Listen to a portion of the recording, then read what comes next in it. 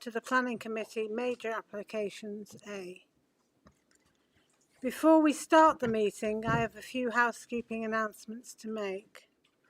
There are no planned fire alarm tests today, so if you hear the fire alarm, please leave by the nearest fire exit and make your way to the agreed assembly point, which is at St John's Churchyard off Druid Street. Council security staff will be available to direct you. The public toilets are located off the main reception area, and there are refreshment machines for use by members of the public in the waiting area outside this meeting room.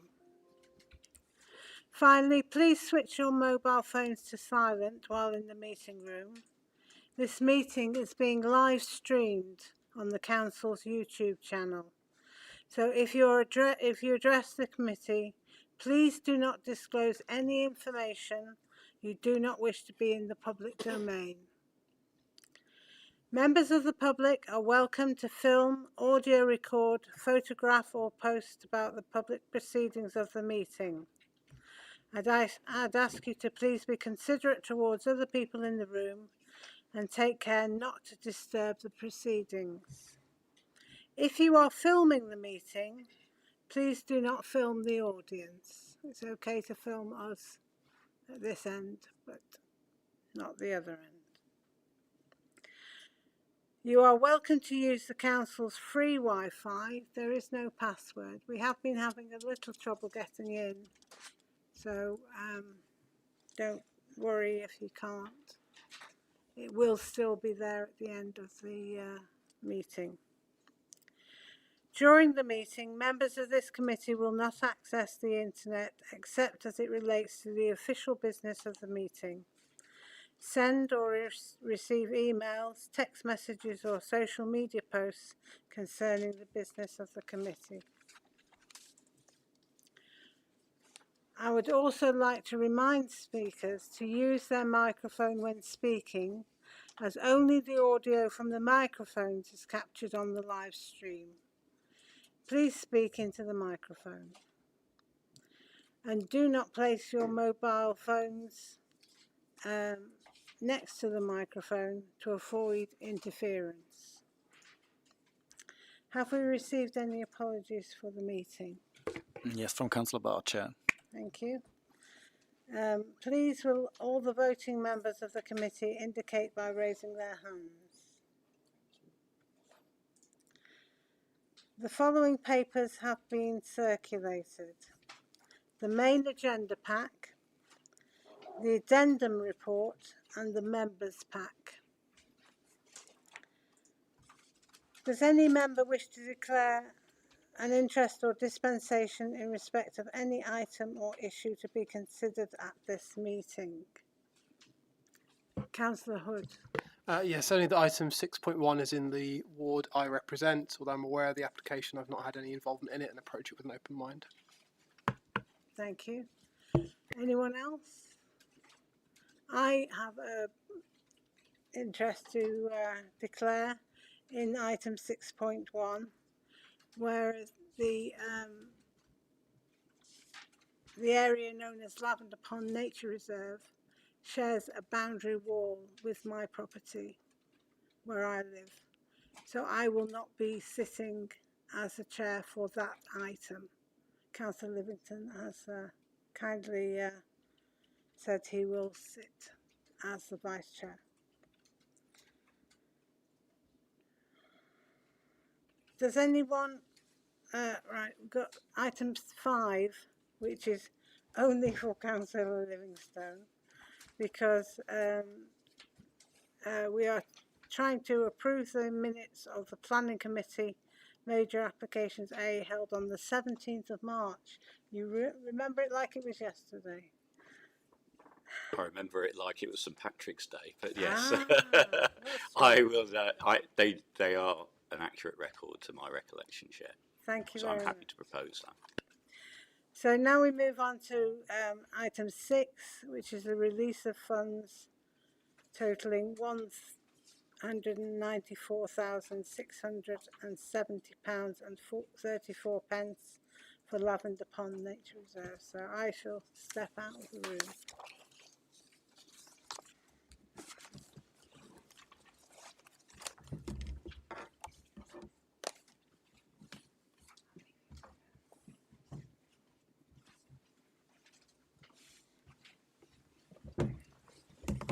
Thank you. So we are now on item 6.1, the £194,670.34 for Lavender Pond and Nature Reserve public open space improvements. Neil, I believe you're going to present on this item. Thank you, Chair. The report is for the release of funding totaling £194,670.34 for the Lavender Pond and Nature Reserve public open space improvements. The money was collected from 4 legal agreements, and the project is in Surrey Docks, and the money is also from Surrey Docks. Lavender Pond is a historically significant site, originally the northern part of the Surrey commercial docks and the centre of Britain's timber trade, now transformed into a valued urban nature reserve, one of the oldest in the country. It provides an important wetland habitat that supports diverse flora and fauna, offering ecological benefits such as breeding grounds for amphibians and nesting area for birds. Large part of the site is in a state of disrepair and need attention. This project is an opportunity to look at the whole site and how it can be improved over time as funding is secured, while delivering a range of priorities. The project will deliver a much-needed upgrade to the open space, nature reserve and educational resource. The improvement works will address a deteriorating infrastructure and enhance the site's visibility, accessibility and safety. It will also increase biodiversity, the site's future resilience and its potential to education resources. Over the last year, the Council has worked with landscape architects, the conservation volunteers, Friends of Lavender Pond, and a wider community to bring forward a range of priority works in the community facility. Multiple meetings, a public open day, and 2 wider online consultations resulting in a priority scope of works for the delivery. The works would include main works and focused on the public open space, community garden reconfigurations, improving accessibility, planting, resilience and biodiversity, relaying existing Yorkstone paving and improve seating for the accessibility, fencing the surrounding of the pond for safety, improving connections with surrounding community through improved visibility and signage, carrying out some improvements to the nature reserve decking and jetty, including new railings for the improved safety, developing a story time area and a large table for school groups and educational visits. Chair, we respectfully ask that the funds equaling 194,670 and 34 pence are released to upgrade the Lavender Pond and Nature Reserve. Thank you, Neil. Do any members have any questions or clarifications that they require on this report? Councillor Batterson. Thank you, Chair. Thank you, Neil. The money was obviously accrued in a certain ward. It's going towards a project in the same ward, so I don't have any specific concerns, but I suppose my question would be, were any of the projects considered as part of the decision to release the funds towards this one? Sorry, sir, could you just ask your question again? So the decision that we're making today is to release the funds to go towards this project. I'm just curious to know if any other projects had been considered within the ward that this money could potentially go to. When we collect funds towards public open spaces and public realm, we do look in a whole at where the money are and what projects are currently in that ward. In this ward is currently Surrey Docks. And this funding was considered by ourselves and legal services to be very appropriate for this proposal. It has been considered throughout the lifespan of the money to other projects. However, nothing was available at that stage, so we found that this project, which is currently on our desk, was available, and it was the most appropriate way of spending the money that we've collected for these specific purposes. Thank you, Chair. Any further questions? In that case, I think we can move towards a resolution, and definitely from my knowledge of the area, it's definitely a valuable resource for the community, and it would be good to see this money improve it. So I'd like to move that we adopt the officer's recommendation as set out in paragraph 1 of the report on page 7 of the agenda pack. So that states that this planning committee approve a release of section 106 funds totalling £194,670.34 towards Lavender Pond Nature Reserve project. These funds comprise accrued section 106 financial contributions paid to the council under the terms of legal agreements relating to the planning applications listed in the table at paragraph 1 of the report. Does any member of the committee wish to second that recommendation? I've seen Councillor Hood, who is ward councillor. It seems very appropriate that that you get in there. So we'll take votes. So first of all, Councillor Batterson, how do you wish to vote on this item? 4. Councillor Hood. 4. Councillor Taylor. 4. Councillor Williams. 4. Sorry, that was my fault, I think. And I'm Councillor Richard Livingstone. I'm also voting for that, so that motion is carried and the recommendations are agreed. Thank you. So Neil, you're welcome to return, and we better find the chair so we can return to the meeting.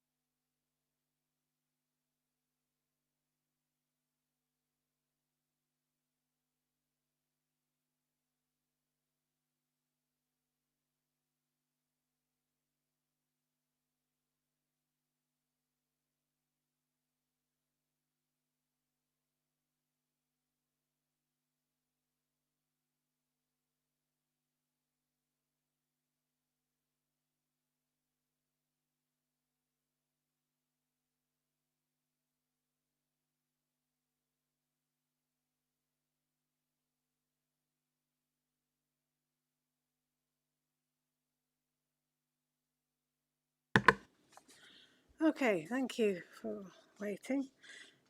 Item 7 is development management.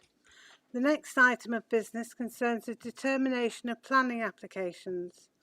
I would like to remind everyone of the committee guidance of the conduct of business.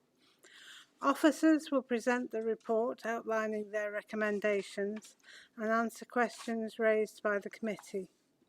If present and wishing to speak, the following may then address the committee for no more than 5 minutes. We have increased the time at the request of the objectors, and everybody will get the same time. One spokesperson, so there'll be one spokesperson representing any objectors to the application. By now you need to have identified a single spokesperson. If more than one objector wishes to speak, the time will be divided accordingly within the 5 minutes time slot. They will be followed by the applicant or their agent. One spokesperson representing any supporters of the application who live within 100 metres of the development site. And finally, a ward councillor representing the area affected by the proposal. Ward members in attendance and those nominated to speak on behalf of objectors, supporters and applicants should sit in the front row of the public gallery. This is for ease of communication between the committee and the speaker in case any issues need to be clarified later in the proceedings. It is not an opportunity to take part in the debate of the committee. Each speaker should restrict their comments to the planning aspects of the proposal and should avoid repeating information which is already in the report. The meeting is not a hearing where all participants present evidence to be examined by other participants. At the end of each representation, the committee may ask questions of the presenter. Speakers should lead the committee to subjects on which they would welcome further questioning. After receiving all the submissions, the committee will debate the application and consider the recommendation. This is a council committee meeting which is open to the public, and there should be no interruptions from the audience. The chair has the authority to maintain order. Attendees whose behaviour prevents the meeting from proceeding smoothly will be asked to leave the meeting. Finally, I would like everyone present to know that although this planning committee comprises members of different political parties, we are not politically whipped. Our decisions are made in accordance with the council's planning policy and other material consideration based on the information contained within the relevant reports, together with consultation responses and any verbal submissions made today. How we approach these applications is set out in the Development Management Report as item 7, and if members are happy to note that report, we will move to consider the planning applications. Do I have agreement? Thank you. So we have 7.1, 177 Abbey Street, London, SE1 2AN, pages 19 to 201 of the main agenda pack and pages 1 to 5 of the addendum report. So we first have the officer, which is Troy. Thank you, Troy. Thanks, Chair. Good evening, Chair. Good evening, committee members, and good evening to members of the public.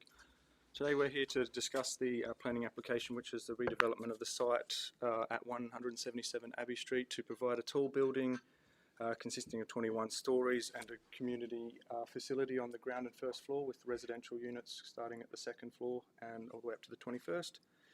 These will consist of 152 key worker homes.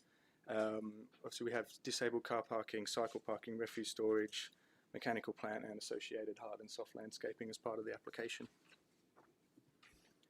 Here we have the site location in a very close context. As you can see here on the screen, you have Abbey Street to the south of the site. As you wrap on the southwest, it meets with Druid Street, and then as you go west past the site, Druid Street goes along the railway viaduct, which is to the west of the site. Looking further away in a wider context, the site is 0.17 hectares. To the north, here is the Abbey. Of the site is the Arnold Estate. Abbey Street to the south and Neckinger Mills here. As stated previously, to the west is Druid Street, and on to the east of the site is Lupin Point, an area of open space for the Arnold Estate residents. Clarifications, we'll start with that just in regards to the addendum. As part of the proposal, there's 712 square metres of public space as part of the proposal, which is on this red line as it surrounds. Also included is 138 square metres of the Arnold Estate space, highlighted in purple here to the east of the site. How did this come about that this was included? Officers and the applicant engaged with residents on October 6, 2025 in a walk around the site. Members of the Arnold Estate did highlight the antisocial behaviour that is prevalent in the space there, and they requested that improvements be undertaken to the existing hardstanding area. That was taken on board by the applicant, and its inclusion was to facilitate the enhancement works and therefore provide a local benefit to the immediate area alongside the application as well. And also, just one further clarification that wasn't put on here is just the cost of the travel plan that will be part of the obligations, and that's £2,790. Key designations, as we can see on the right-hand side here, we've got the conservation areas, locally listed buildings, and in green is listed buildings. And as stated previously, the Neckinger Mills here is at the south of the site, and we have the Abbey Street Viaduct, which is Grade 2 listed as well. To the north, we have the Dockhead Conservation Area and some wider locally listed buildings. Importantly, the site does not fall within any London View Management Framework protected strategic views, and it's located within a Flood Zone 3 and Bermondsey Area Vision AV03 within the Southwark Plan 2022. This slide demonstrates the overview of the proposal. So as stated previously, it's 152 key worker homes which are all affordable. The community centre that will come in at the ground and first floor, that will be an improvement on the existing Birremont Community Centre, is 279 square metres. Building height is 70.25 metres AOD, that accumulating to 21 stories. Here we have a breakdown of the key worker units. We have 19 studios, 19 wheelchair units in the one bed provision, 57 one bed two-person units, and 2-bed 3-person studios, which are 2 private bedrooms with two sharers with private bedrooms and each sharing a centralised kitchen space. Go into more detail on that on a slide coming up. Other information about the scheme, so we have 62.5% dual aspect. Apologies, I've hit the mouse again. Equating to 95 of the 152 units. We get an urban greening score of 0.43, 712 square metres of publicly accessible open space around the building, and we have a high saving over the Building L notional rate of 78% carbon savings. Key workers, so who are they? Here's a list of what we have here.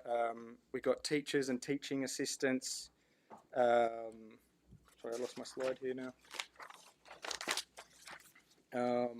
So crucially, it's emphasised that we have an issue with struggling to retain teachers and teaching assistants within the borough, occupational therapists and social workers, alongside other key workers identified on here. This scheme would go a long way to retaining some of these professions within the borough, which in turn would have a positive impact on the residents of the borough by improving the supply of these professions. It's also noted that this scheme has been endorsed by the Strategic Director of Children and Adult Services at Southwark, which is Mr. David Quirk Thornton. Key workers, the eligibility criteria. So here we have a list of what you have to do to be eligible for this. So for a householder, for sharers, you must not have a combined gross income exceeding 100,000, and you must not have a combined income of less than 26,000.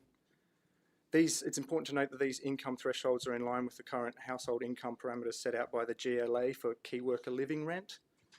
Thresholds will be amended in accordance with any changes to the key worker living rent thresholds that the GLA might seem fit to amend over time. It's important to note that members of the household must be in one of the defined occupations on the previous slide, and members of the household must not be an existing homeowner either. But more importantly as well, the scheme will be retained as key worker accommodation in perpetuity. Here we have a breakdown of how the new community centre will work.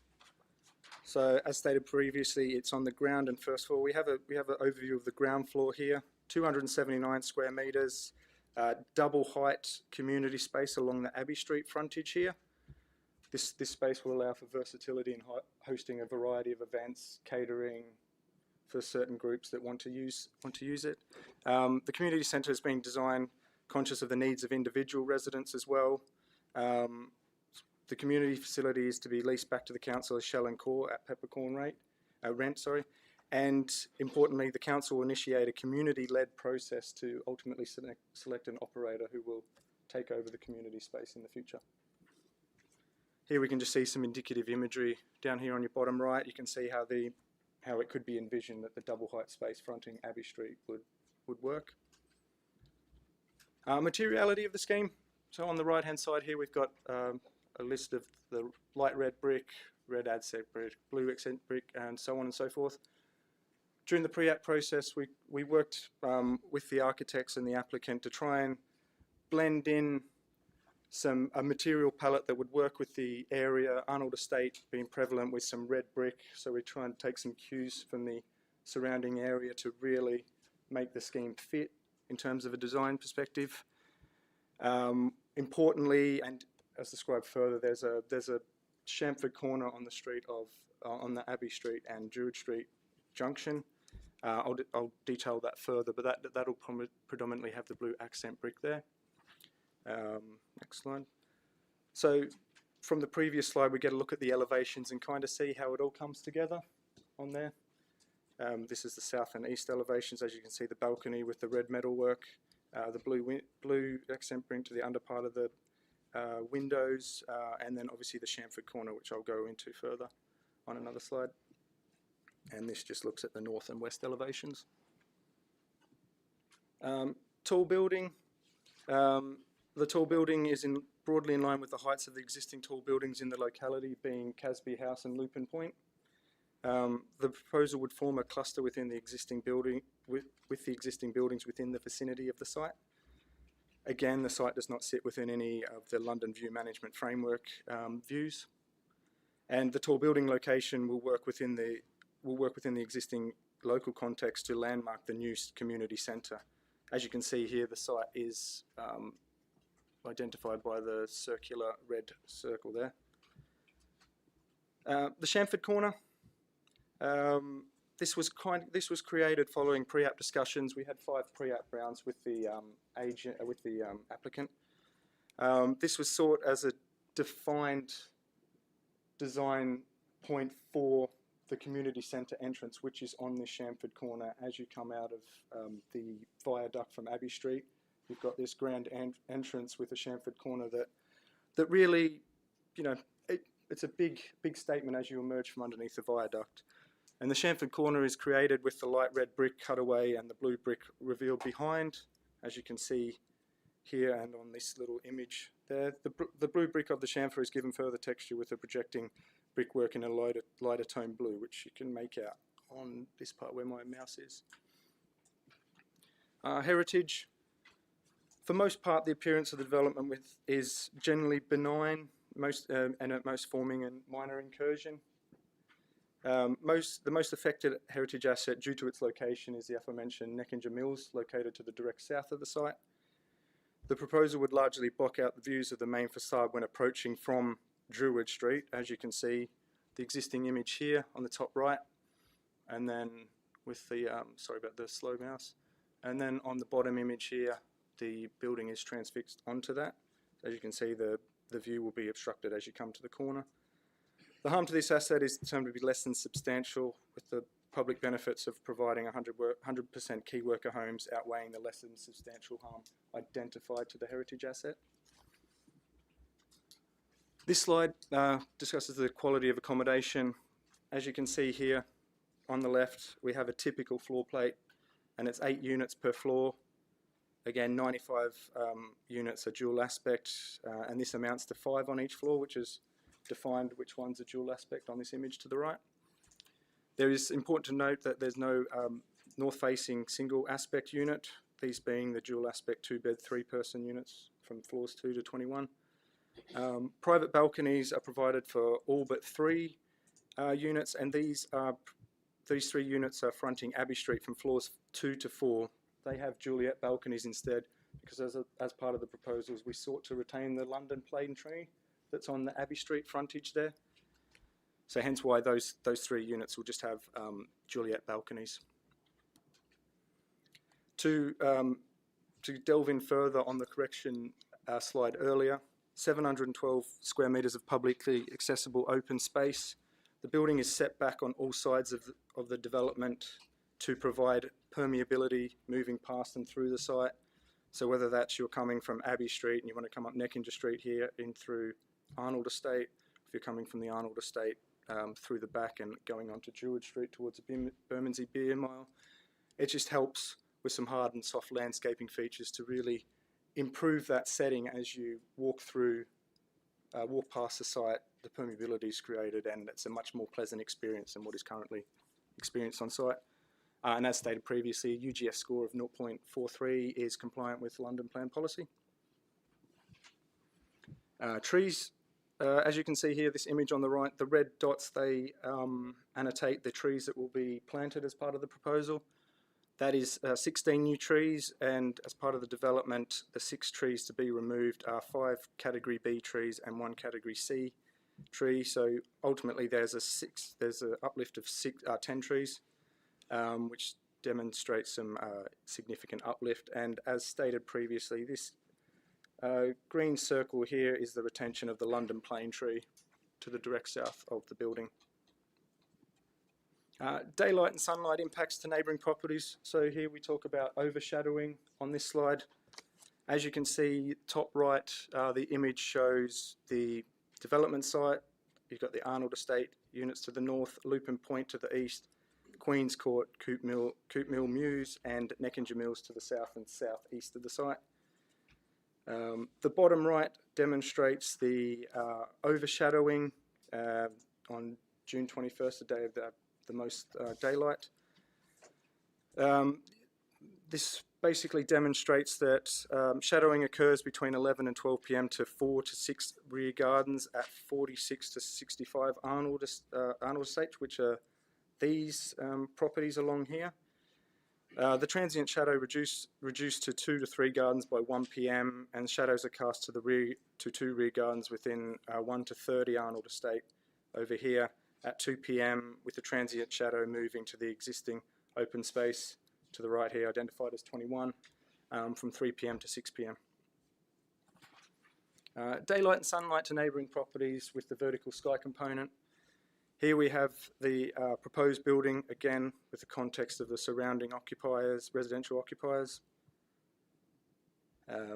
Here we have on the right the detailed table which shows the minor adverse impact, moderate adverse impact and substantial adverse impact to neighbouring properties. The 4 incidences of moderate adverse impacts at the Arnold Estate come from the properties that are already impacted by an existing deck access at ground and first floor levels. At Lupin Point, the windows that do not meet at 0.8 times their former value, which the VSC requires, are due to being situated behind balconies and are therefore sensitive to daylight changes. The impacts to the property on Abbey Street are largely affect bedrooms. In instances where lounge room windows are affected, these rooms are served by another window source, limiting the impact to the room. Occupiers of Queen's Court and Coop Mill Mews would not be impacted due to their orientation, as can see by the table demonstrating they have very minor, if any, impacts. Using the no skyline contour, we can see that, again, most of these windows are just minor impacts, or 2, and then there's 1 substantial adverse impact. Again, this is to a dual aspect property, so you have the second source of light coming into that room. Transport, here we have cycle storage. We had an extensive pre-app process regarding cycle storage. It's acknowledged that it doesn't meet London Plan or Southwark Plan requirements. However, to increase cycle storage on site, there's been space provided within the 2-bed, 3-bed sharer units for folding bikes. These won't be for electric bikes. These will not be allowed within the property. These will just be Brompton foldable bikes that can be stored away. Whilst it's noted that the cycle storage does not meet the standard, it was thought that if we went to try and get the cycle storage on site, it would compromise the floor plate of the development and reduce the benefits of the scheme, which is providing the 152 key worker homes, which is the ultimate benefit of the site, and some reduced cycle parking is therefore accepted in this instance. Blue badge parking spaces. 3 accessible bays are provided to the northwest of the building, as demonstrated over here. These bays adapt existing Arnold Estate standard bays within the new line markings. The accessible bays are within 50 metres of the residential entrances, as identified as being 32 here, so well within policy requirements. Pardon me. The accessible bays will be shared with the Arnold estate and will require a blue badge for use. Energy, as stated previously, the development demonstrates excellent savings, 78% over notional building, minimally compliant with the building regulations 2021. Again, while it's noted that the development falls short on the B lean requirement, this is due to the community centre having a larger proportion of glazing compared to the notional building, and this is to maximise the daylighting into the facility to make it a more high quality space for that double height space on the Abbey Street frontage. The benefits of these performance improvements are not evident in, the benefits of these performance improvements are not evident in the energy modelling yet, but in this instance, again, it's acceptable that there's a minor shortfall in the B lean given the overwhelming public benefit of the scheme. And as part of the Section 106 agreement, the carbon green offset contribution amounts to just over £66,000. Thank you for your time.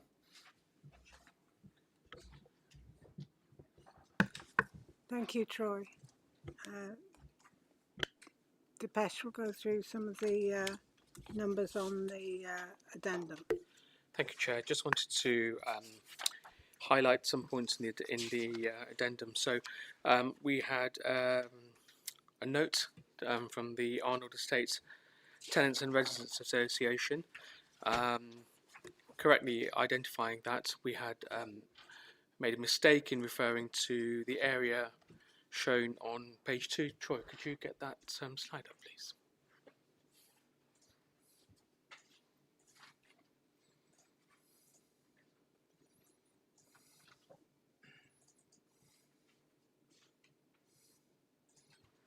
The area which I'm told is purple, which is 138 square metres.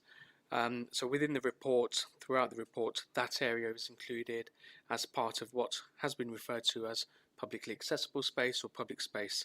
That's not right. That's part of the Arnold estate, and is not going to be the functionality, and it will remain as part of the Arnold estate, so it's not going to be made public or part of the development site. So that's what we've clarified in the addendum. The table of those inaccuracies from the Residents Association has been reproduced in the addendum report. On page 5, we've gone on to make a correction on the public realm, which should be 712 square metres, as Troy's correctly identified, not the 850 square metres that is in the main report. This means rather than there being an excess of communal mean space of 79 square metres, this is on paragraph 7, there'd be a shortfall of 59 square metres for the communal mean space and the private amenity space, notwithstanding the balconies on most of the properties that there are. We've also addressed an issue about the consequence of that in terms of some policy assessments, the tall buildings policy assessment, public realm assessments, trees, etc. Our advice as officers is that taking that space away from the public realm as set out in the report does not materially change the assessment and our advice to you. Finally, that the conclusion in paragraph 475 of the report remains as is for that reason. Just a couple of other things with the comments from the Strategic Director of Children's and Adult Services is presented there in paragraph 10. As Troy's mentioned, he strongly believes this will really help with the Council's recruitment and retention of key workers, including teachers and social workers. And on paragraph 11 and 12, we've just identified correctly the amount of financial contributions that would be. The £37,000 for play space would be used on the playground on the Arnold estate, and ring fenced for that. Officers in paragraph 13 recommend an informative asking that the community facility be subject to a separate community consultation process with engagements with the TRA, including how they may have meaningful access to the facility. further discussions with the applicant, not in the addendum. The applicant has agreed to a site survey for nearest blocks of the Arnold estate prior to construction because of the concern around any structural damage that might take place, and also is committed to delivering the improvements that were discussed on the site walk around that Troy mentioned that took place in October. Thank you. Thank you. Any questions for Troy? Councillor Livingston. Thank you. I think this one's working. Thank you very much. Thank you for your presentation. That was very clear and very helpful. One question I did have, and it may be I also need to pick this up with the applicant, just on paragraph 5 of the report, really about the nature of the key worker housing. So the applicant is Boyds UK, a company I know well because of the good work they're doing on Tustin Estate at the moment, but they would act as a developer, constructor and tenancy manager for the key worker housing for the duration of a 125-year lease, which presumably the council would be giving them if this was to get planning permission. So I just want to understand, because given this is 100% affordable housing, about whether Boyds UK are a registered social landlord or what the relationship is there. I'm thinking particularly in terms of the future, if there are any issues that come up, what would be the sort of form of regulation or recourse that key workers would have there, just to understand that relationship? Do we know? That Boyg would need a registered provider to take up the homes and provide them. So the management, day-to-day management, would be through a registered provider, and they would need to comply with the regulations. Okay, because obviously paragraph 5 suggested they are the acting as the registered provider, but I can tease out a bit more with the applicant later. That's helpful. Thank you. Councillor Hood. Thank you. A quick clarification on the parking. So the 3 accessible bays that we put in as part of this scheme, they're replacing bays on the Arnold estate at the minute they're just normal parking bays, right? How many is it replacing? Boyce can probably clarify, but I believe it's 5 existing bays. Okay, so it'd be a net loss of 2 parking bays. Yeah. Okay, thank you. Councillor Batterson. Yeah, possibly one for the applicant again, but there's a question around like the key workers and the eligibility. So I think obviously there's a proportion of the flats here that are for two people. I'm just curious, but the eligibility says that everyone in here has to be key workers. So if there's a couple, for example, they would both need to be key workers to move in, or have I misunderstood that? No, that's just one of them has to be a key worker in that instance. Sure. Okay. I suppose that kind of leads me to my next question, which is around like the proportion of properties that are for, is it 50? I can't remember what the percentage was. It's less than 60%, isn't it, of affordable housing? Yeah. And I think in paragraph 106, it says it's been consciously designed to provide accommodation for key workers. An assumption has been made that the highest demand will be for studio and 1-bed flats. Just the word assumption makes me a little bit uneasy. So what evidence do we have that the highest demand will be? Because when we speak to people, lots of people in our wards, there are key workers. They have families, they have children. They are struggling to live in Southwark. This could potentially help them, but there's not enough properties of the size that would accommodate them. So I'm just curious to know what that assumption is based on. This good. Thanks for your question, Councillor. The assumption is based on, we realise with key workers that they could be at the start of their careers, they could be in the middle part of their careers, they could have a few years under their belt. So we're trying to provide spaces for all types, whether they're entry level, which they might be suitable for a studio, they might work locally, they can walk 15 minutes and they've got a studio space there. Obviously that doesn't restrict any occupiers from having couples in there, 2 non-sharers or families even using the units as well. So with that in mind, it's just to determine that this could be an ideal option for people at the beginning of their careers. Councillor Williams. Thank you, Chair. Mine's around eligibility also, and it might be one for the applicant. And it's on salary and minimum of 26,000 rising to 100,000. People progress in their careers. Is that going to be monitored, and if so, how? The applicant can go into it further, but yeah, it will be monitored over a 2 to 5 year period. So, as an example, you could have two teaching assistants that are on 19,000 each, but they share a place that's 38,000. They therefore qualify. Obviously, as they move on in their career, there's pay rises, etc., promotions. So, with that in mind, they'll obviously be looked at with their wage to see if they still fit that eligibility criteria as they progress through their careers. Can I ask one for them? This probably is one for the applicant. Then what is the move on for those tenants once they hit that ceiling? What's the help? What's the guidance? That's a good question. I'll let the applicant deal with that. Councillor Taylor. Thank you, Chair. My question might also be for the applicant, I think, but it's around the wheelchair accessible units, which I think there's 19, which is really good, and it's above the requirement.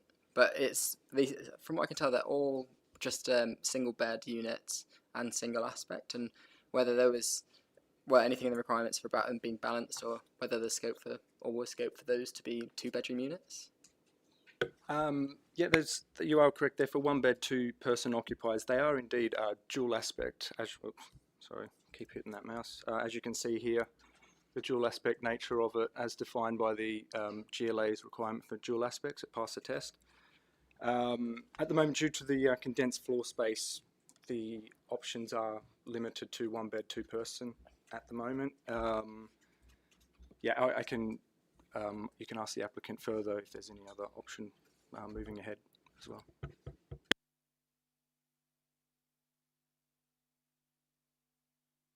Okay, let's move on to the objectors. So, does anyone present wish to speak in objection to the application? Would you like to come forward to the table there? And as I said earlier, you'll have 5 minutes. You'll have, if you could introduce yourselves to the committee, but don't say where you live because it will be live streamed. I have objectors, Ames Pennington, Abby Palmer. Okay. Say again? The first person is on speaker. Okay. Yeah. Millie Glennon. Yep. Okay. And Monica Chong and Keith O'Malley. They've deferred to us. Okay. Right. You have 5 minutes. Thank you. My name is Millie Glennon. I'm speaking on behalf of the Arnold Estate Tenants and Residents Association, and we're directly next to this proposed development. We welcome parts of the addendum which was issued today, but it doesn't go far enough, in our opinion. The addendum recommends an informative requiring the Arnold Estate TRA to be involved in discussions about the community centre and its purpose.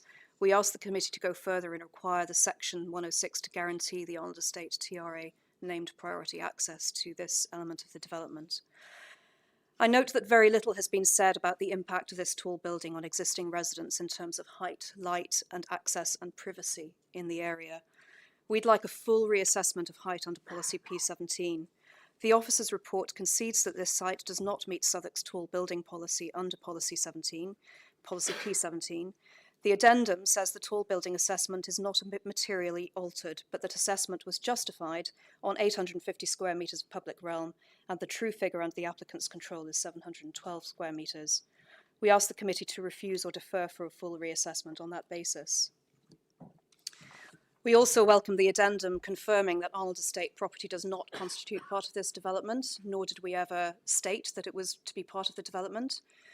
The addendum's own paragraph 7 confirms that without Arnold Estate land, this development has a policy P15 communal amenity shortfall of 59 square metres, and then argues that this does not matter because provision remains good. We disagree. A shortfall is a shortfall, and we're expected to absorb an additional 50% of residents on our estate facilities. The committee shouldn't approve a scheme that fails its own policy obligations. We welcome the commitment to the site survey. This was one of the conditions that we wanted to talk about, requiring an independent structural survey of all Arnold Estate buildings before construction begins and again after completion, funded by the developer. The context of this is that during the demolition of the Biermann Centre, which was the pre-existing community centre, cracks appeared in buildings on the Arnold Estate. This is recorded at paragraph 63 of the officer's report and isn't addressed anywhere else in the assessment. This is a 21-storey tower being built immediately next to an occupied estate within 15 metres of a strategic sewer and above the Jubilee line. Our residents need a baseline survey so that any damage can be identified and the developer held to account. We ask the committee to refuse this application or at a minimum to defer it pending our conditions. I'm really happy to answer any questions that any of you might have. Thank you. Thank you, Chair. My name is Abigail Palmer, and I'm speaking on behalf of many residents from both Lupin Point and Queen's Court who object to this application. We are concerned by inconsistencies within the application. The building height is described as both 69 metres and 73.4 metres, as well as today's 72 something. Where technical assessments rely on the dimensions of the proposed building, those inconsistencies raise questions about the reliability of the evidence on which this committee is being asked to make its decision. Second, the application would lead to significant BRE failures. Over 100 homes would have their lighting significantly impacted, reducing lighting to far below the 27% VSC targets, including Arnold Estate, Lupin Point, 107 tenants in Neckinger Mills highlighted in your presentation, and those in Loveland Court, who in particular would lose on 100% of daylight in winter. Shadowing modelling lacked detailed required mapping of its effects throughout the whole year. It omits worst-case winter modelling, despite winter being when daylight impacts are most severe. Within the proposed development, 19 new homes fail to meet the BRE recommended sunlight standard. This conflicts with Southwark's policy P14 and London Plan policy on housing quality. The committee is being asked to accept substantial daylight harm, an excessive scale of development, and unresolved inconsistencies in the evidence-based. Third, density is extreme, approximately 894 dwellings per hectare on a 0.17 hectare site. Under London Plan policy, this is overdevelopment, producing unacceptable harm to neighbouring amenity. We don't object to key worker housing in principle. Our objection is that this scheme represents overdevelopment of the site and conflicts with the adopted development plan, as well as presenting some fundamental errors. Some of these errors: Appendix 2 lists every London Plan policy that was assessed. However, policy D13, agent of change, is not there. It is the specific policy protecting future residents from adjacent noise sources, including daytime sleep for NHS nurses and police officers on night shifts beside a live railway 15 viaduct. seconds. If you would like to invite further comment, I would love to point out some of the other things that have been missed. Thank you very much. Councillor Williams. Is there anything else you would like to tell the committee? Thank you so much. I would. Appendix 4 confirms the London Fire Brigade was consulted. The main report at paragraph 464 records no response received. The council's own informative one states the fire statement is in no way a professional technical assessment of the fire risks. The committee is approving a fire strategy that its own decision disclaims. Condition 11 requires an air filtration scheme, but paragraph 387 confirms the underlying air quality assessment uses an outdated 2019 baseline, and the determination of what filtration is needed has not yet been made. The condition is a placeholder for work that hasn't been done. We ask the committee to defer pending resolution of these points. Today's presentation also fails to mention a listed 3-year tenancy limit for key workers. This will fail to retain the needed key workers and teachers and limits their quality of life. As a disabled person who requires carers, I also strongly object to there being housing that only allows one bedroom when so many disabled people in the borough do in fact require care. Taken together, the proposal fails to accord with the development plan. We therefore respectfully ask the committee to refuse permission or at minimum defer the application for independent review. We welcome further questions. Thank you.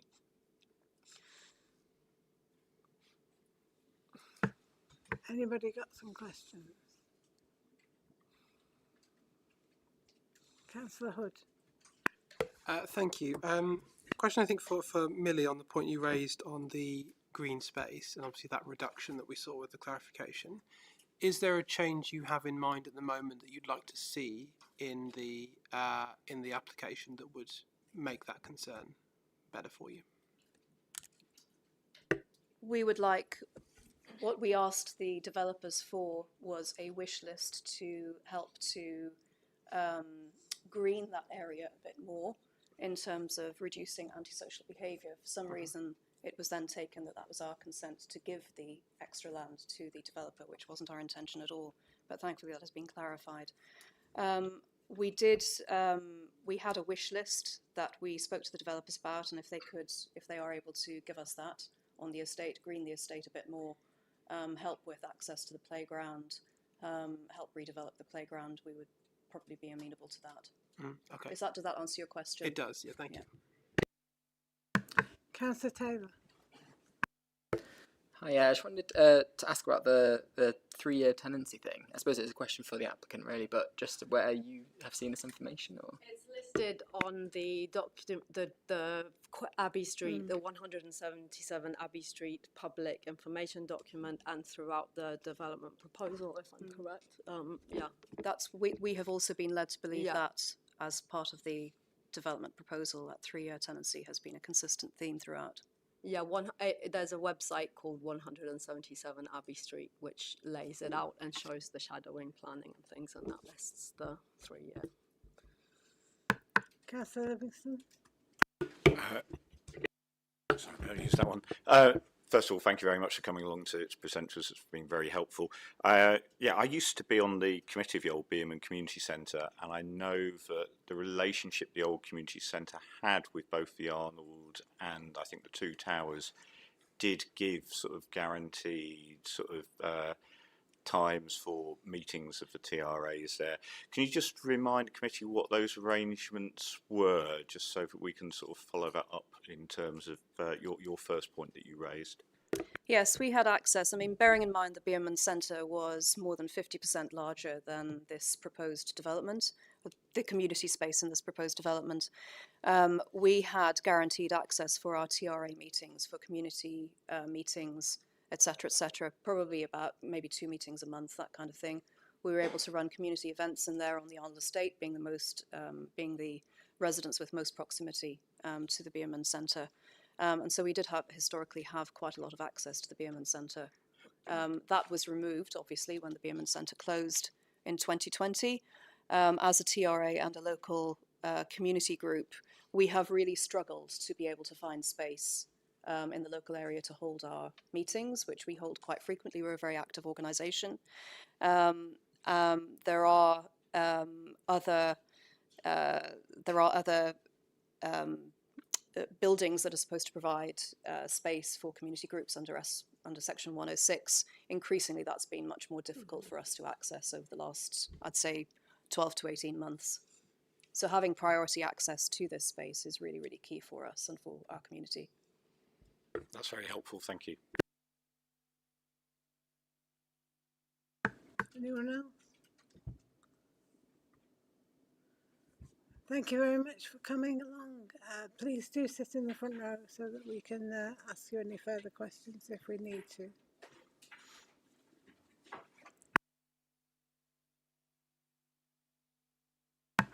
Okay, we need now the applicant or the applicant's agent.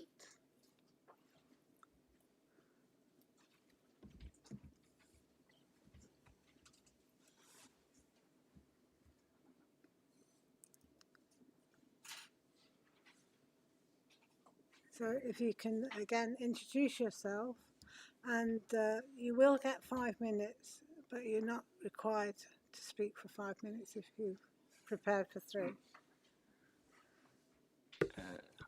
Hi, my name is Romain Rousselet. I represent Bouygues UK, who is the applicant.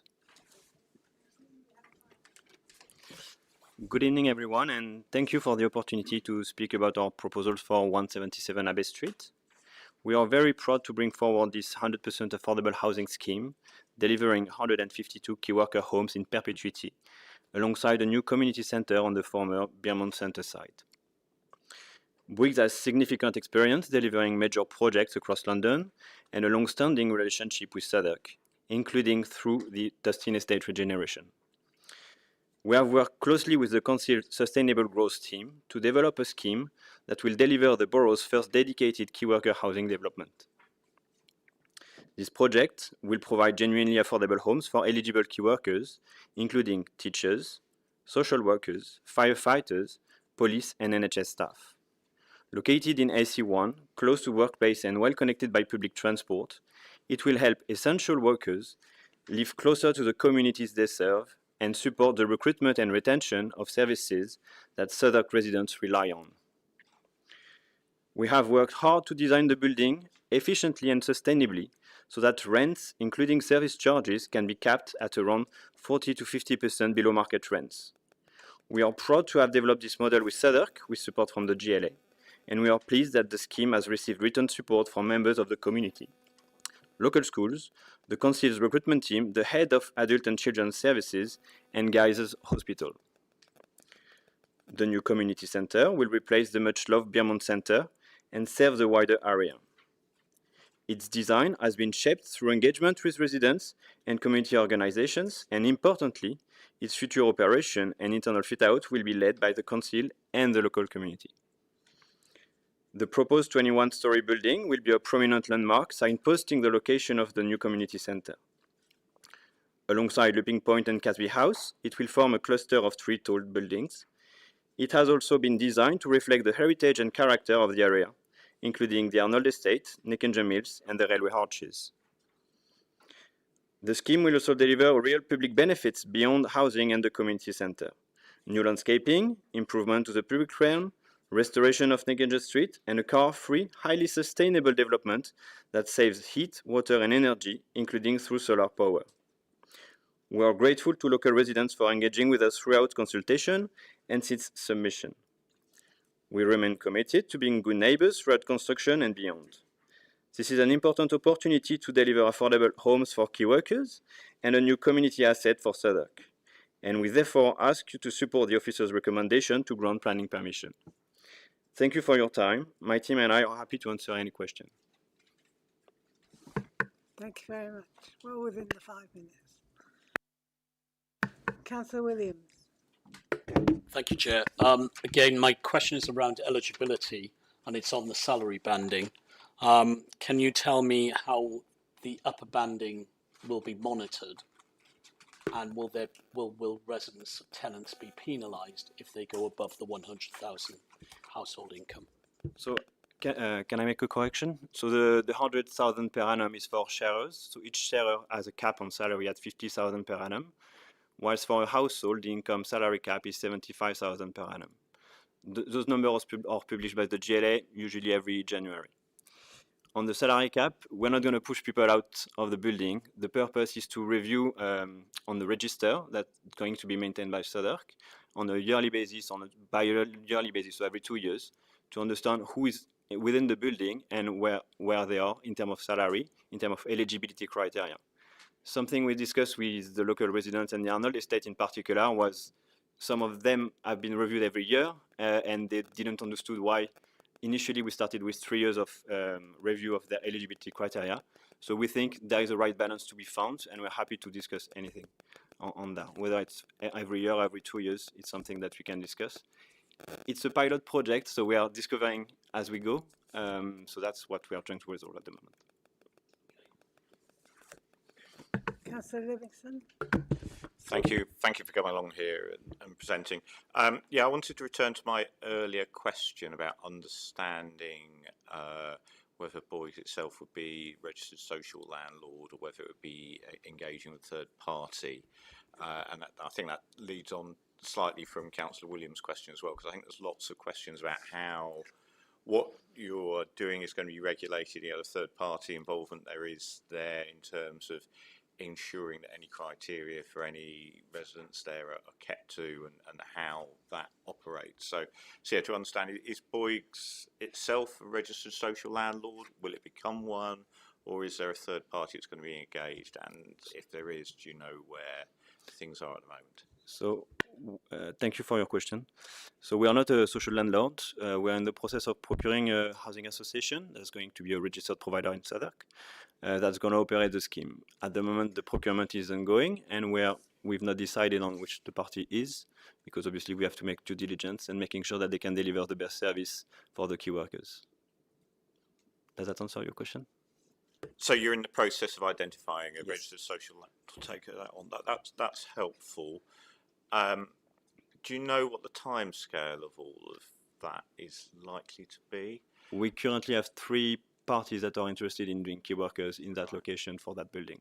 And is that likely to be concluded before the final version of the planning permission is given, or would it be after then? Do you know? I presume it would be around September time. Okay. That's the time frame. Thank you. That's helpful. Thank you. Councillor Taylor. Thanks, Chair. My question goes back to the one I asked earlier. It was about the wheelchair accessibility and whether you looked at having 2-bedroom flats that were wheelchair accessible, or what the scope of there is. So I can call my architect, but I can answer as well. So we've designed that building with in mind wheelchair accessibility as a key principle. We are delivering 12.5% of wheelchair accessible flats, which is what we call part-time for 3, which are all the 1-bedroom with the wheelchair there. We've allowed for storage for their wheelchair and whatever equipment they need, and the bathroom are equipped to be able to be adapted for them. We didn't look at the 2-bedroom for them. At the moment, it's a pilot project, so we're trying to make it viable. But it's probably in the future schemes of key workers, we're going to have a look at it, because usually a request we have is someone in a wheelchair, I've got someone who can help him, and it's usually the key principle.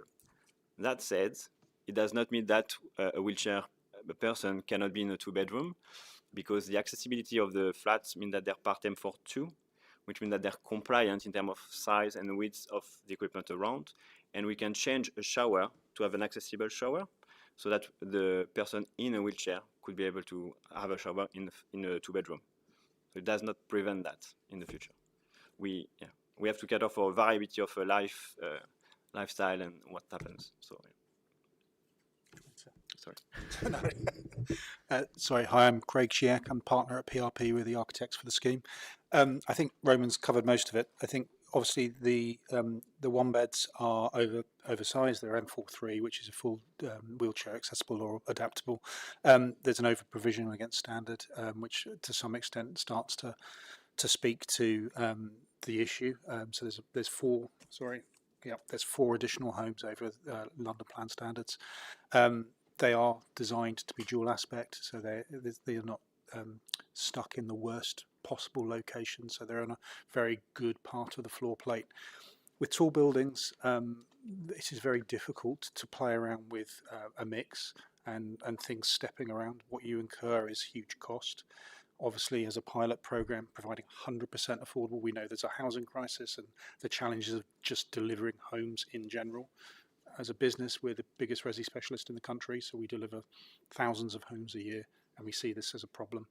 So with tall buildings, it's massively problematic to try and change the mix as you go up, and it can actually affect the viability of a scheme completely. And so we've been working very hard to make this an effective, efficient, high-quality scheme. So that's another one of the considerations. I would also say that access from the ground floor, so when you address the building, so you come up to the building, you enter the reception, you go through the lifts, all of that has been considered in terms of wheelchair accessibility, all the way up to the front door as well. Councillor Batterson. Thank you, Chair.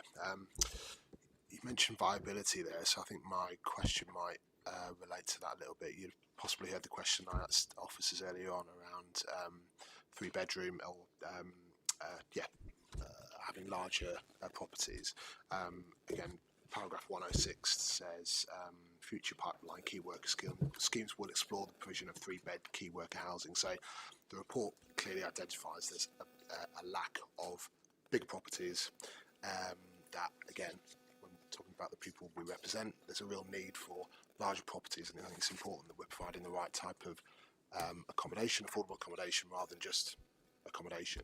But I suppose my question really would be, like, what has prevented this scheme from having bigger units that could potentially house families who with parents or family members who are key workers. And I suppose in terms of another design related question, we also heard about this scheme kind of losing some of the community space that the Beerman previously had. So again, what's prevented having a bigger community space as part of this scheme? Shall I deal with the community space? Hi, I mean, I think on the community space question, I think we have to acknowledge the challenge of tall buildings and the response of the industry to Grenfell, which is absolutely right and proper in terms of positioning more lifts, more stair cores to make our buildings safe. The impact of that, the right impact of that, and a good impact obviously, is that the cores that people circulate through buildings have grown quite significantly. It's a small site. We're trying to balance a floor plate that is effective and can deliver both decent sized, well proportioned homes with providing as much amenity and public realm as possible. We don't want a building that sprawls, and certainly that's conversations we've had with the design panel about, could there be a shoulder that comes out and does that, but then the impact to public realm, so the planting, the biodiversity net gain, the urban greening factor, and so on and so forth becomes too great. So we are balancing lots of different things. The community centre obviously sits within the floor plate of the building and wraps around that core, kind of describing the design process. There's a qualitative issue. I mean, it's a well-proportioned facility. It's got all the right things in the right places, the entrance in the right location. It's got a double height, generous space for flexible events and so on and so forth. So it isn't just a case of a quantum thing, but a quality thing, and it will be a high-quality facility with lots of facade, lots of daylight. So regarding the larger homes and the 3 beds in particular, it's something we had in the back of our mind.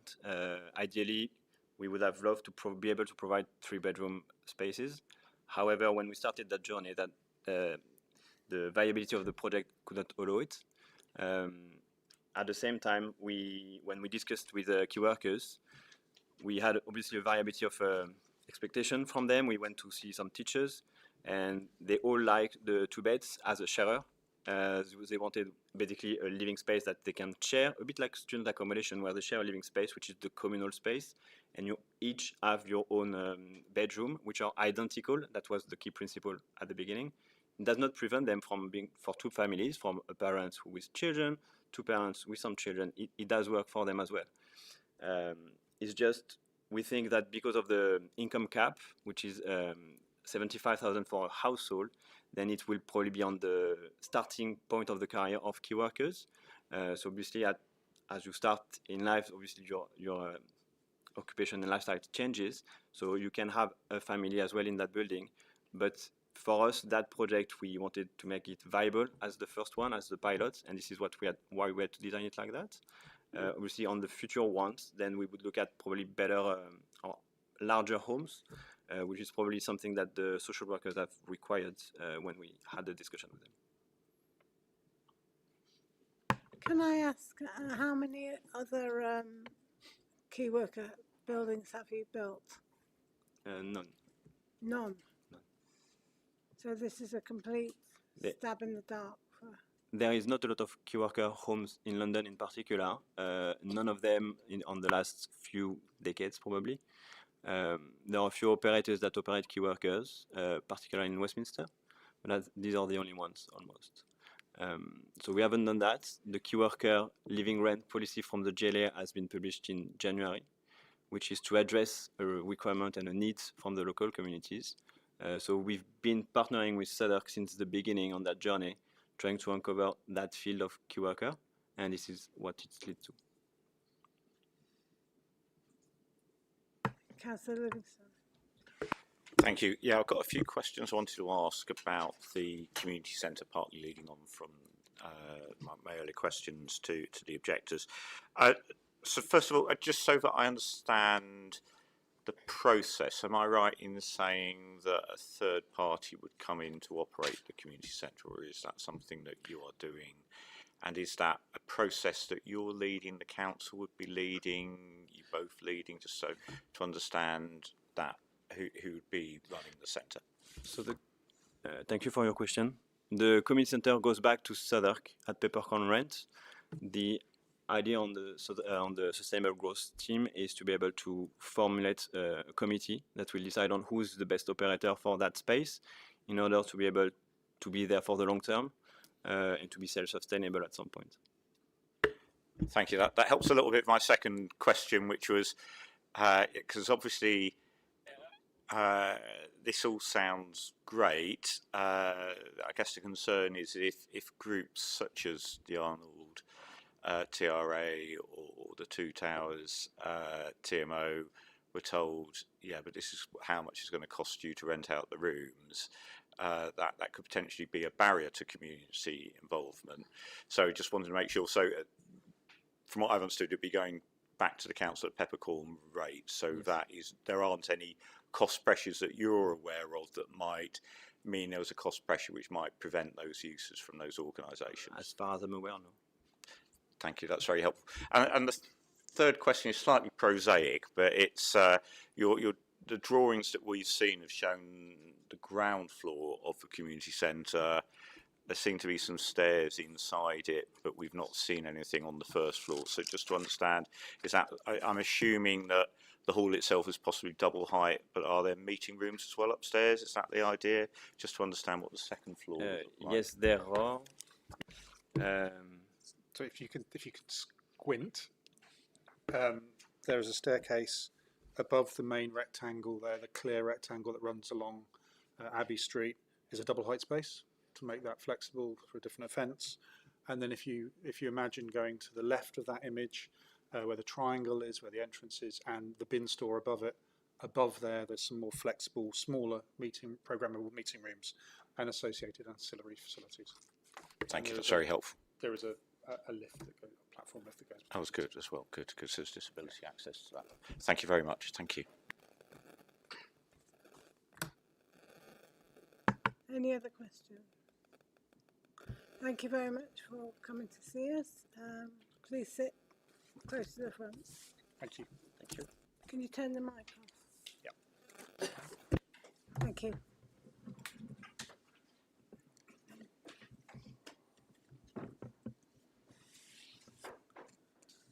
So, thirdly, do we have anyone present live within 100 metres of the development site and wishes to speak in support of the application?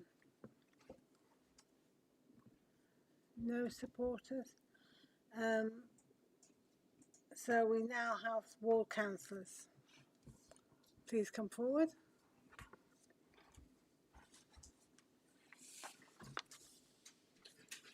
Please state your names and then you will have 5 minutes.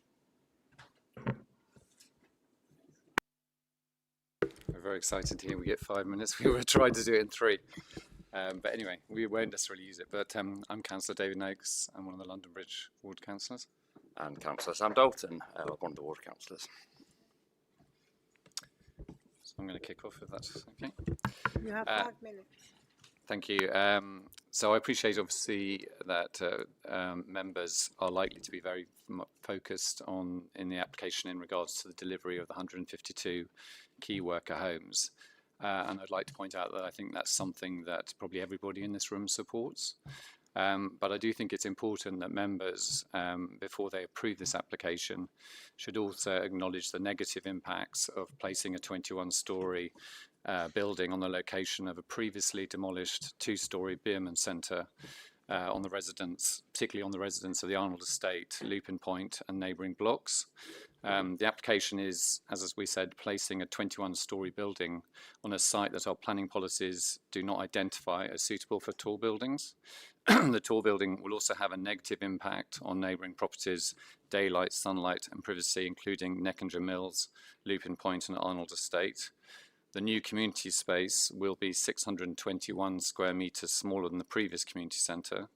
The application will not have a direct benefit on addressing the housing needs of those living on the Arnold Estate or the Lupin Point. It will also result in the loss of some parking spaces. And furthermore, the planning and consultation process have regrettably failed to give voice to many of the views and asks of the residents concerned. just to give you some context, I actually knocked on about 160 doors on Sunday just to of residents living in Looping Point and Arnold Estate to understand, explained obviously what was being offered and the fact that there was going to be key worker housing. And of the 32 households I managed to speak to, just under half were against it, despite the key worker housing being delivered, with the other half being split in between being in favour and neutral. And the reason I just want you to be aware of that is that two things can be true at the same time. It can be good to be delivering key worker housing, but it can also have negative impacts on the residents who live there. And for that reason, we as members, ward councillors, would like to ask that before you're minded to approve the application, that you consider the following mitigating conditions and informative that Councillor Dalton and I will read out. I have to say you have gone some way to doing some of that. I just want to get clarification. So my first thing was to ask the developer to agree to the wish list that was circulated to between the residents and the developer back in October, November. This is for things like improvements to the planting around the trees. It's dealing with the broken railway sleepers, making physical changes to the area to deter ASB, removal of graffiti. So I think very sort of doable things, shall we say. And I believe that Depeche confirmed that that has been agreed to. I just wondered, I don't know if a sum has been put on that, but obviously because it's not actually in the affirmative addendum, sorry. So I don't know if any more clarity can be provided on that point. The second was around addressing the inaccuracies in the planning report about the ownership of the Arnold Estate housing land, which has been done in the addendum, and we thank you for that. And then the third was about seeking whether there could be any flexibility around the £37,830 for the young people's play space, depending on what that will or won't deliver, whether there could be some flexibility going forward about how that might be spent once we understand what can be done with that 37,000. So to give some flexibility to the residents, I pass over. Thanks. And just to focus on two further aspects that we would like to be considered, and to be honest, this is echoing things which residents behind me have said already. But firstly, on the construction side of things, we've heard about what happened during the demolition phase of the old building, and problems did arise, cracks in buildings, and it took quite a long time to then get the council to look at those properties, and that process was pretty arduous, to be honest. So if we could get the commitment to do the survey at the start and the beginning, construction-wise, then that would be a big plus. But more widely than that, the construction management plan, which I know is a kind of formal thing that will be required, to have a commitment to develop that with local residents from the Arnold Estate, from Two Towers, to make sure that the construction 30 phase... seconds.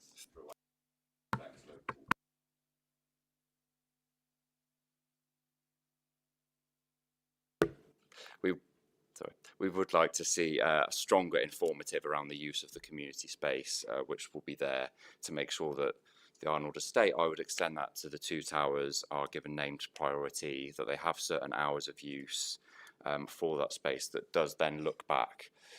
We know about the historic relationship between the old Beerman Centre and those estates, and it's been kind of 6 years without that now, without regular meeting spaces for those estates. So we want to try and get back to that as much as possible.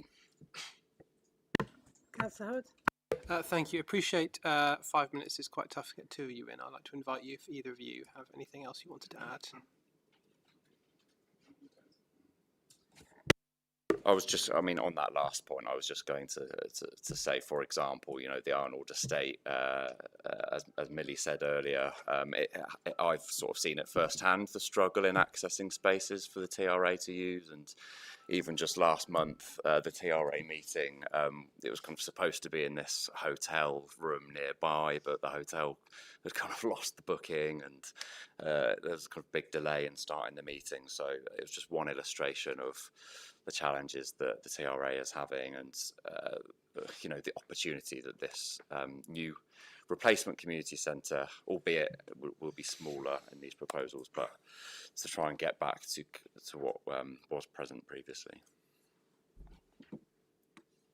Thank you. Any other questions? Councillor Hood. Just really want to recap and thank you because this is the point where like what's helpful to us is to say, okay, like what conditions do you want to have, which is what you've articulated quite well. And it sounds to me like a lot of the conditions that you think would make this development more amenable around that wish list which has already been agreed, the inaccuracies in the plan fixed, things that remain to be discussed would be what the agreement in that use of community space is and what priorities given to the TRAs involved, and the construction survey. Are those the two things that are missing to you at this point? Can we both answer? Happy for you both to answer. Cheers. So just so the two things I was perhaps seeking clarification was in regards to the wish list. I don't know if any sums have been discussed or because nothing's written down. I'm just wondering how that's going to be sort of confirmed. I mean, we've had the verbal confirmation, but and then the other thing in regards to just the flexibility around the 37,830 in the Section 106, whether they're, you know, in conversation with the residents if they wish to spend that slightly differently or, yeah, use it in a different way, whether there can be some flexibility on that. Okay, that's fine. We can cover that with the officers later. Yeah. Sorry, Sam.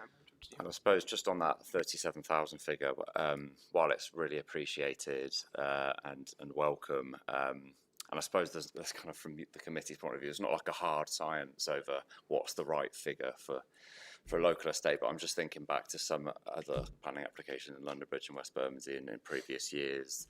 There was one last year, the Snowsfield Quarter planning application, where the local estate, which it was going to kind of overlook, got like over 400,000 for some improvements to that estate. Now the difference being that was a kind of very much more kind of for-profit scheme, more kind of towards being a commercial scheme. This is, it's key worker housing. There probably is realistically not those sums of money, but it's just something to consider. Mitigating the impact of development, I'm not sure would be any kind of easier in this situation compared to that one. So yeah, if that figure can be extended in any way, I'm sure that would be welcome. Councillor Batterson. Thank you both. I feel like the term wish list has come up tonight, and I'm not entirely sure what that included.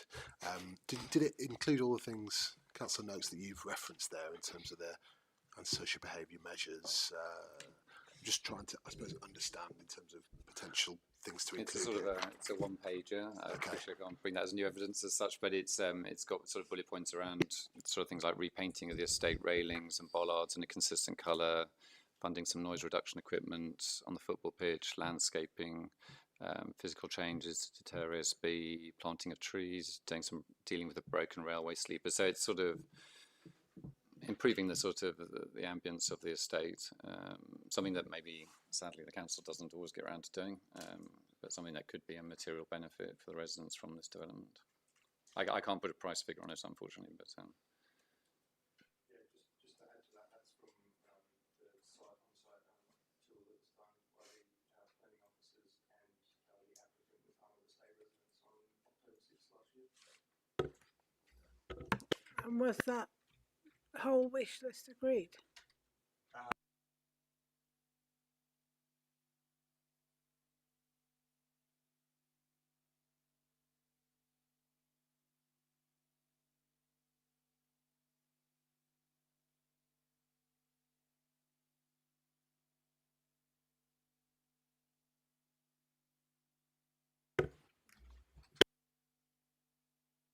Can I just ask the applicant, have you seen that wish list? And So we have seen the wish list. you'll have to come forward, I'm afraid, because of the live stream.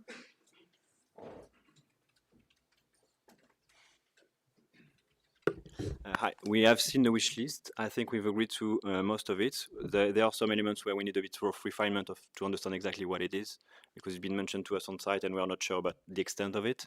But the rest of it seems fine to us. It's usually what we offer as social value benefits during our construction works.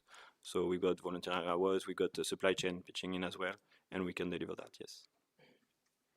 Thank you. I'm just going to ask our legal officer, can we put that in as an informative? Yes. I'm looking at my planning colleagues, how they will.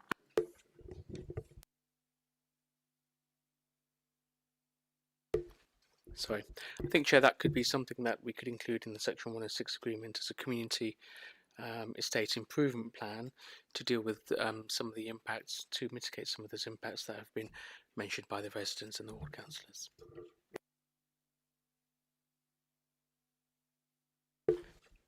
If that's agreed with the applicant. Do you agree? Yeah. Nods all round there. Councillor Taylor. I suppose my question is maybe more for the planning team, just around the pre-commencement condition. It's just more a clarification on the concerns around. Okay, sorry. Finish with the ward councillors, and then we get another chance. Ask the officers. Any other questions for the ward councillors?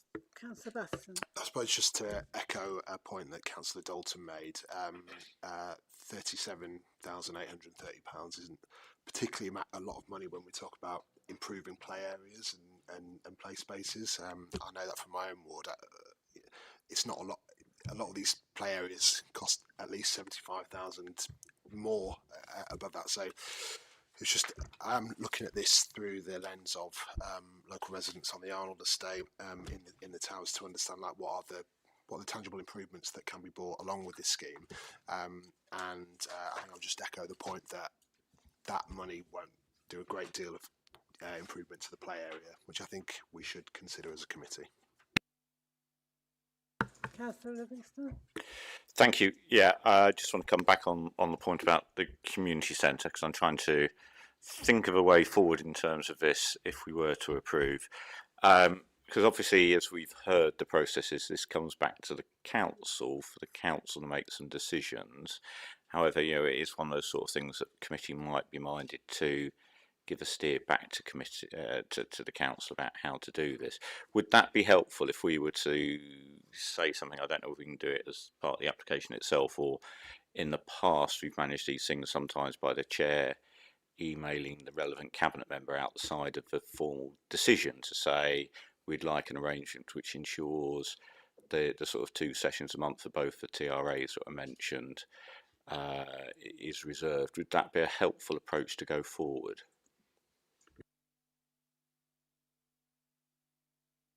I think so. Yeah, I think yes. I think what residents were asking for is, and if that's the best way to do it, is kind of firstly that process of how the partner who's going to manage the community space is selected and making sure residents are at the heart of that, but then making that stronger so that actually there is that directive around hours already kind of built in.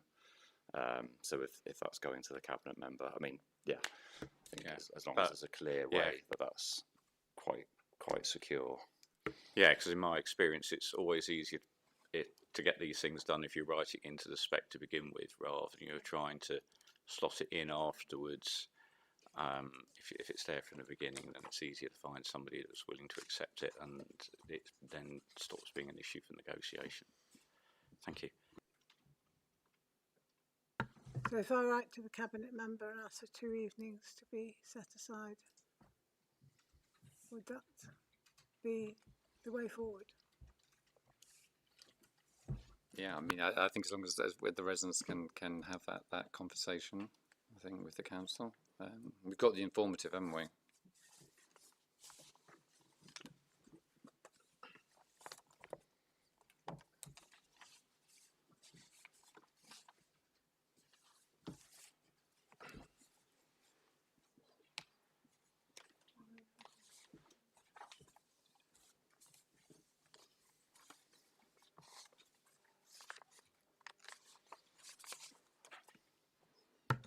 So I've just been informed that we will try put that into the 106 community management plan within the 106 agreement, so that that is what we expect to see within that. Yep. Any other questions for the ward councillors? Thank you very much, gentlemen. Please turn the mic off. So now we come back to officers. Councillor Taylor, you had a question for the officers. Yes, so it's just on the pre-commencement conditions, if you could clarify about the demolition sort of plan and just to clear up any concerns around the damage that might be caused to the estate. Is that in regards to the agreed new joint condition survey prior to demolition being undertaken? Yeah, that would be put on as a condition. Happily do that. The applicants agreed with that as well, so that will be pre-commencement. So that will come in, and then obviously once that's been agreed, then you can start with the demolition and construction environmental management plan discharges as well. I thought the Beerman Centre has been demolished anyway. Sorry, yeah, my mistake on that one. Yeah, the process to start the development following the findings of the condition survey. And obviously noted that due to the location, there is the conditions around the Jubilee tunnels and potential vibration impacts as well on that.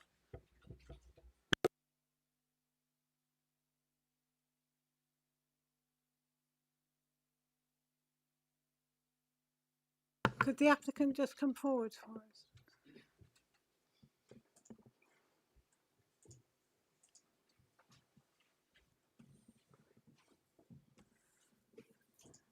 So we've been assigning all these extra things to you. Are you happy with, or is there anything that you do not want to undertake that we've spoken about this evening,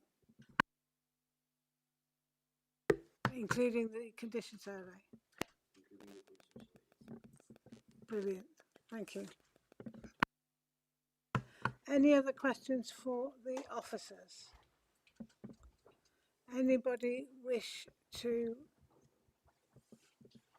tell us their thoughts as we move towards a motion?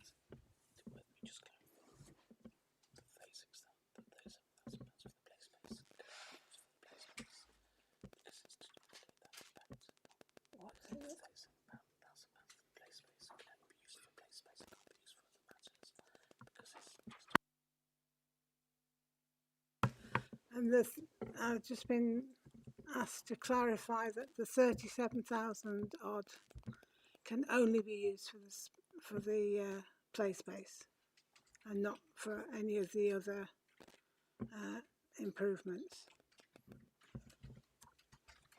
So that is understood. Okay, Councillor Livingston, you wish to tell us your thoughts? Yeah, no, where I am at the moment, obviously I welcome the views of the members of the committee, but for me, I think I've heard, I thought we had very good presentation from the objectors and the ward councillors and indeed the applicants as well. Yeah, I think the points made by the ward councillors and the objectors about the impact of the height, I think we all understand that. I don't think that's me that's buzzing, but yeah, I think we do have what to me feels like, albeit it's very tall, but is providing much needed key worker homes, is providing a community centre where we've heard even from the objectors there's definitely a need for that facility on the site. I think with the additional conditions that we've talked about in terms of ensuring that the TRAs get that reserved usage of the space, which I think is really important, and I think the other conditions we talked about, particularly the pre-commencement conditions, I think with those, notwithstanding the outstanding objections that the local residents have in terms of the scale of this development, I think this is a good development in terms it's very much meeting a much needed provision in terms of that key worker homes, and we don't have that. And we've heard indeed from the applicants that not much key worker homes is getting built anywhere, and we know we need to keep our teachers, our firemen, our police, our health workers in the borough. So I think it's serving a really useful purpose for that. I also quite like, albeit it's big. I do quite like some of the design elements that are brought in as well, like the chamfering, for example, and the use of materials. So I think, given all of that, Chair, on balance, I'm in favour of the application. Councillor Hood. Yeah, I think I'm pleased with the discussion we've had tonight, in particular with the objectors and councillors, which has helped clarified and provided a lot of, I think, good conditions for the development. You know, in particular aspects that probably wouldn't happen otherwise around greening of the, well, not greening, sorry, improvements on the estate. You know, which I think is good that will come from this development. So at this point, I think I'm minded to support it. Anyone else? Councillor Williams? Yeah, as a retired key worker, I think it's an exciting project and it's been a long time coming. Good.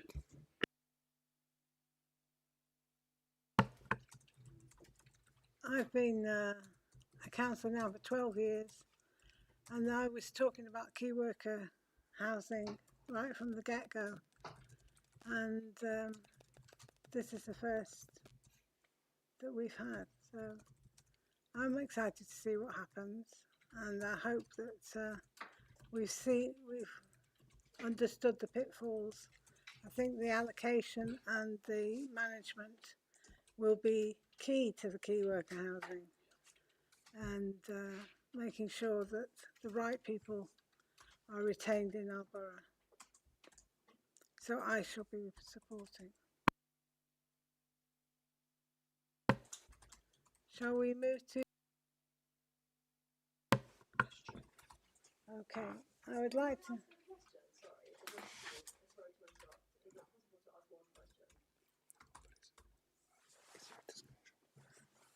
Is it? Okay, I'll allow it. The question is simply a clarification. Okay.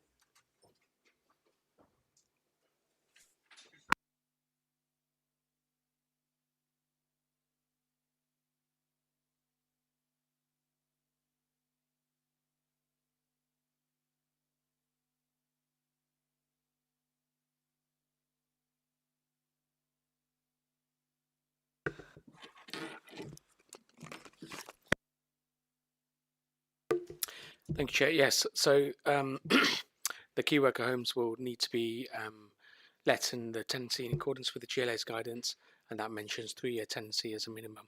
It's 3 to 5 years as a minimum, yes. I would like to move that we adopt the officer's recommendations as set out in paragraphs 1 to 3 of the report on pages 22 and 23 of the main agenda pack.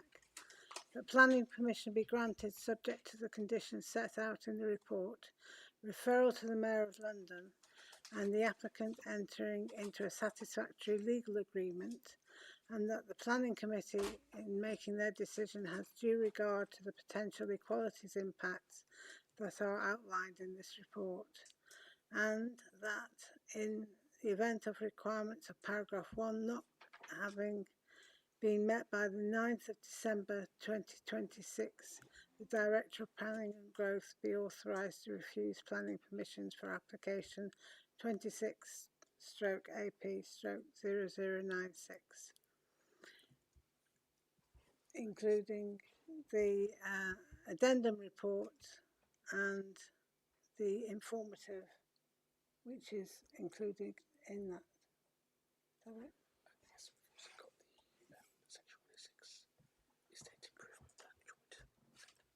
The 106 agreement. Estate improvement plan. Stated. Estate improvement plan. Estate and the estate improvement plan.